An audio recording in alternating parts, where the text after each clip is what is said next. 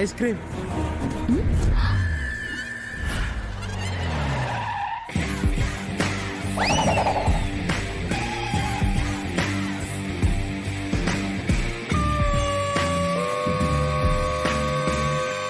బాలగారు, మిమ్మల్ని ఇంట్లో ఉండమంటే మాకు తెలియకుండా కారు ఎప్పుడెక్కారు?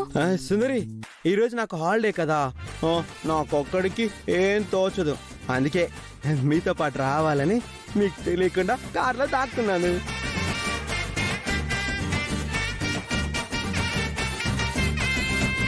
బాలగారు, అయితే మీకు ఐస్ క్రీమ్ లేనట్టే.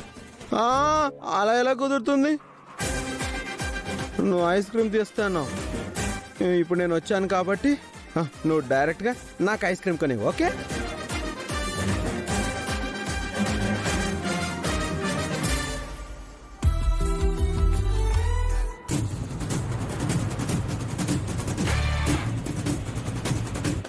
సరేలే వదిన, అన్నయ్యని కూడా తీసుకెళ్దాం.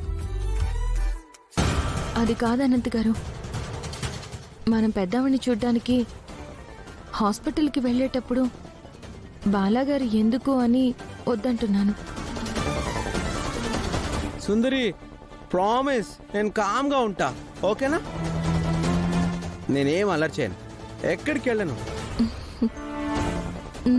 సరే, పోనివ్వండి.